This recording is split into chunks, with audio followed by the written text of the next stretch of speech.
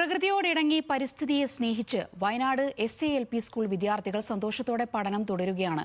40% ഗോത്ര വിദ്യാർത്ഥികൾ പഠിക്കുന്ന സ്കൂളിൽ ഒരുപാട് കൗതുക കാഴ്ചകളാണുള്ളത്. രാവിലെ സ്കൂളിൽ എത്തുന്ന കുരുന്നുകൾ ആദ്യം ഓടുന്നത് മൈതാനത്തെ നാട്ടുമാവിന്റെ ചോട്ടിലേക്കാണ്. നല്ല മാമ്പഴവും കഴിച്ചാണ് അവർ ക്ലാസ്സിലേക്ക് കയറുന്നത്.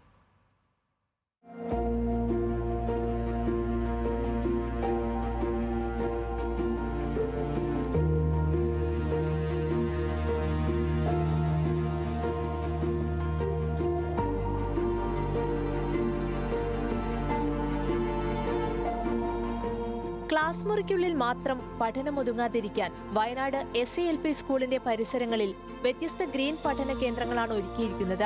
കാടിനോടിണങ്ങി ജീവിക്കുന്ന കുരുന്നുകൾക്ക് അടച്ചിട്ട ക്ലാസ് റൂമുകളിലെ പഠനം വിരസമാകാതിരിക്കാൻ, അവരെ പഠനത്തിലേക്ക് ആകർഷിക്കാൻ ഇതിനൊക്കെ വേണ്ടിയാണ് ഗ്രീൻ ക്ലാസ് റൂമുകൾ സജ്ജമാക്കിയത്.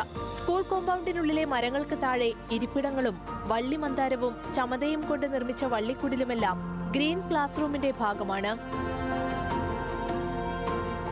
പ്രകൃതിയോട് ഇണങ്ങിച്ചേർന്ന് കുട്ടികൾക്ക് എല്ലാ ദിവസവും പഠിക്കാനുള്ള ഇവിടെ നിന്ന് തന്നെ കുറേ കാര്യങ്ങൾ പ്രകൃതി പഠനം നടത്താനുള്ള ഒരു അവസരവും കൂടെ നമ്മുടെ വിദ്യാലയത്തിലുണ്ട്.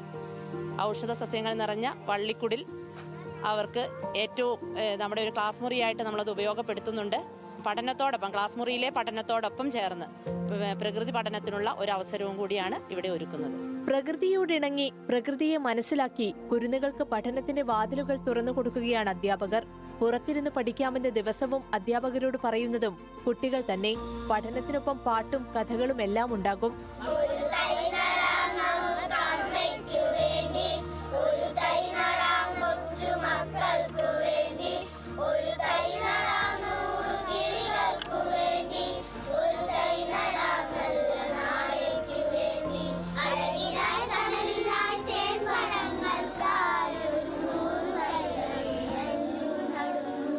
പ്രകൃതിയെ സംരക്ഷിക്കേണ്ടതിന്റെ ആവശ്യകതയും കുഞ്ഞുങ്ങൾ തിരിച്ചറിയുന്നുണ്ട്.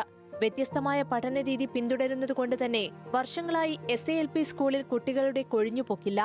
LP കഴിഞ്ഞ് സ്കൂളിൽ നിന്ന് പോയ വിദ്യാർത്ഥികൾ പോലും തിരികെ ഇവിടേക്ക് തന്നെ വരണമെന്ന് പറഞ്ഞിട്ടുള്ളതായി അധ്യാപകർ പറയുന്നു. ന്യൂസ് മലയാളം, വയനാട്.